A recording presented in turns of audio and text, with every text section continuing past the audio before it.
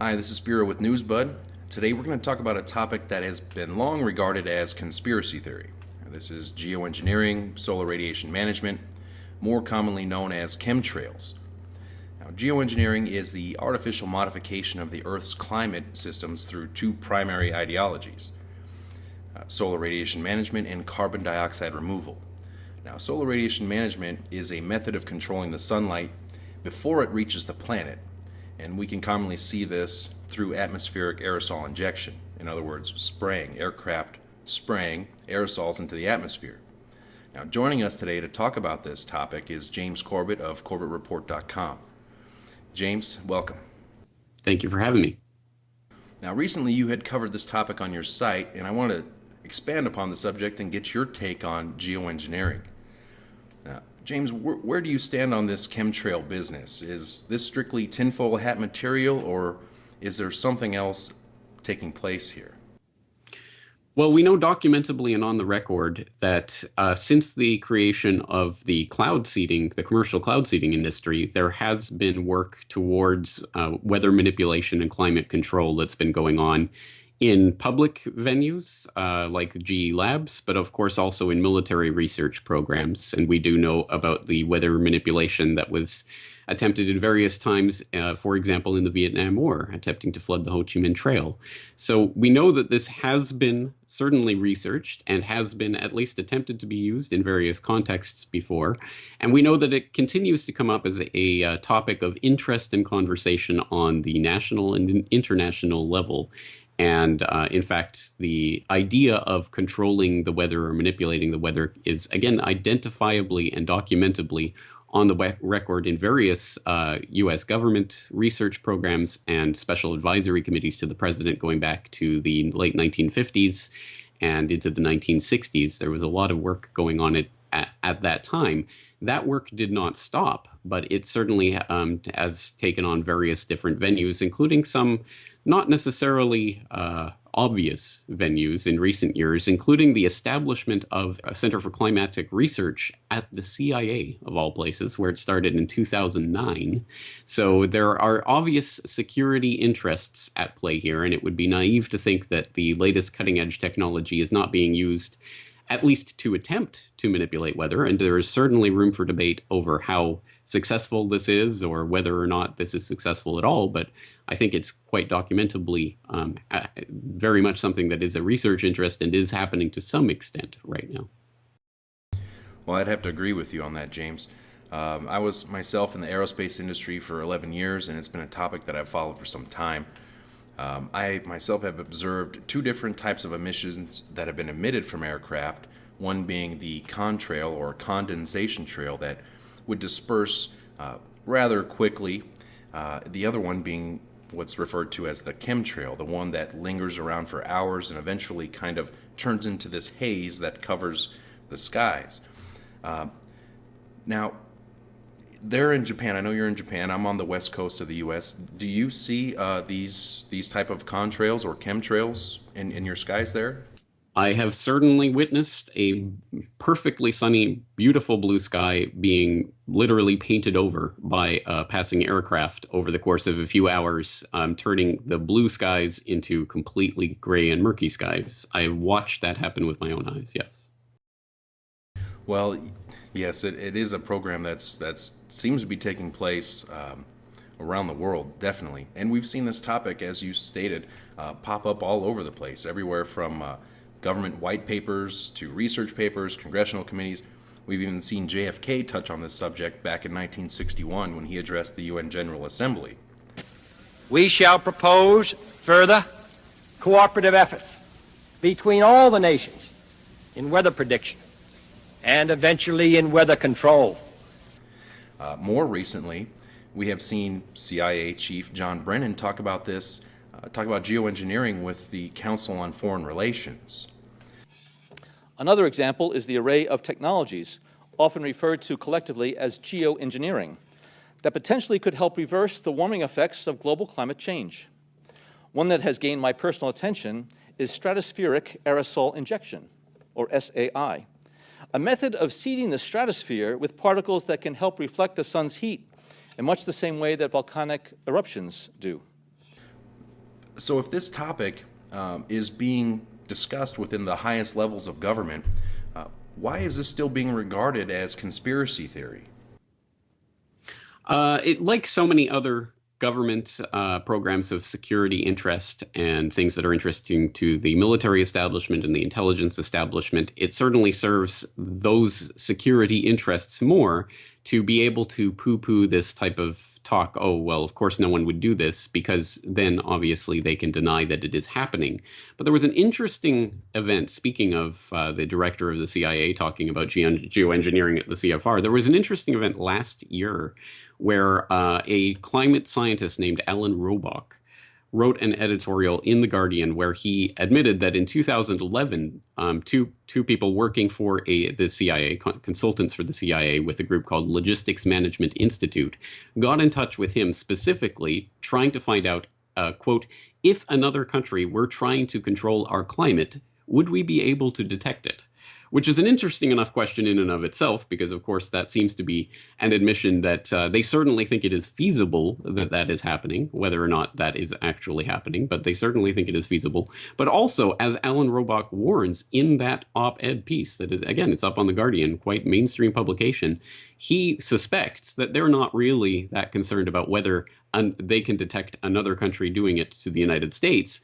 Probably the real question is, can another country detect whether the United States is doing it to them?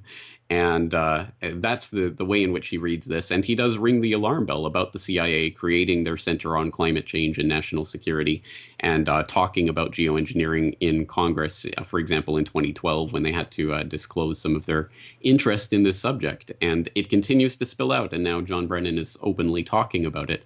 So I think, again, this is one of those types of topics that they want to try to cover up under cover of national security. And if that doesn't work, then to invoke the dreaded conspiracy theory word, which, of course, I'm sure your viewers will know by now, was a coinage of the CIA in response to criticisms about the Warren Commission going back into the 1960s. That was where that term, conspiracy theory, was seeded into the general lexicon and made into this weapon that is used and directed against any subject that the authorities don't want people talking about. And I think that's exactly the way that we can read what's happened to researchers who are exploring this subject going on right to today.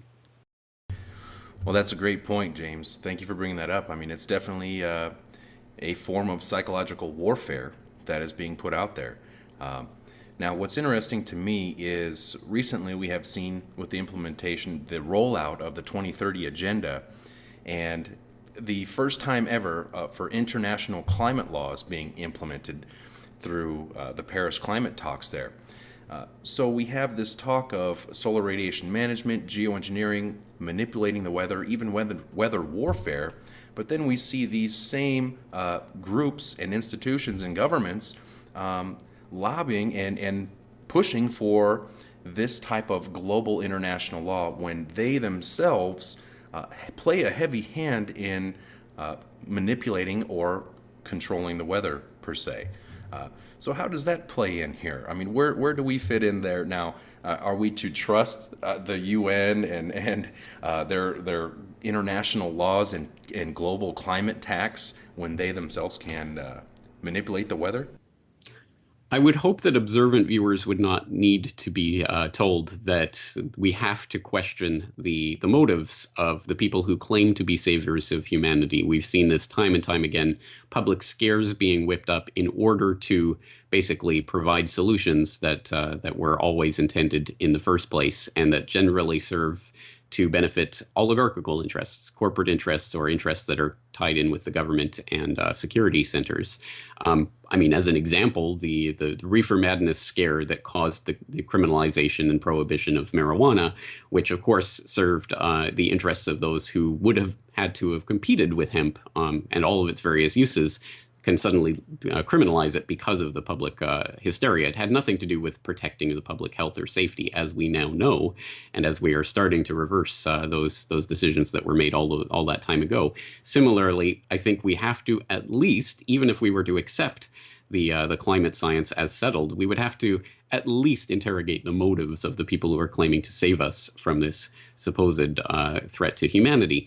And I think the lie is given, perhaps most startlingly, in an article that was published in the Journal of Environmental Health just earlier this year from two researchers at the University of Michigan, assessing the direct occupational and public health impacts of solar radiation management with stratospheric aerosols, where they are addressing exactly the types of geoengineering proposals. And again, we can talk about what is actually going on, but we do know that these proposals are becoming more and more frequent and are being talked about openly in Senate committees and other congressional investigations. How can we best manage? Can we implement geoengineering in order to help us in this climate catastrophe? These types of hearings have been going on for years now, openly, with scientists like David Keith and others that are promoting this geoengineering technology. But this article in the Journal of Environmental Health, it rings the alarm bell to say no one is really talking about the issue of potential public health impact of spraying aluminum oxide or barium titrate or some of these other substances that have been proposed, again, by these geoengineers to spray into the atmosphere. No one is talking about the potential public health impacts of these things. So their conclusion is we don't have enough data to really say what the potential public health impact is, because there's been really no study on this in any form. And that should be worrying to people, that we are thinking about, if not actively engaged in, toying with the climate itself and spraying vast sections of the globe without even so much as stopping to think about potential public health impacts. Now, I think, again, like the geoengineering, which is presumably already proceeding in various guises, I think there probably have been public health impact studies and those types of research that has been going on under the covers, under the guise of national security, in the black budget operations that go on at the higher levels. But at any rate, that discourse isn't reaching down to the public level. And when these geoengineers are going before the Senate and arguing for the wonderful effects that geoengineering could have in preventing climate catastrophe, again, they are not addressing the giant elephant in the room. Hey, is it a good idea to spray aluminum oxide and these other chemical compounds on vast sections of the globe? So that alone exposes the fact that fundamentally they are not concerned about humanity. That cannot be the key factor here, because they're not even considering the human health impact of operations like this. Well, that's absolutely right. I think you nailed it on the head there, James. And if this program, whether it exists or not, was such a great thing, then what do they have to hide? Why wouldn't they come out and be completely transparent with all of these issues? Now, myself, I've always loved the sky, the stars, everything like that, always admiring. And the skies now, even the clouds now, are not what they were when I was young, when I was a kid. So this, in my opinion, has been taking place for some time now. And like you said, the elephant in the room is not being addressed. What are the immediate health impacts and long-term health impacts of these operations? And this is a huge topic, one that I'm sure we'll both be covering more in the future. Again, James, I want to thank you for joining me over here, and we'll leave a link to your site, Corbett Report, corbettreport.com. And it's always a pleasure, James. Thank you so much. Thank you for having me on.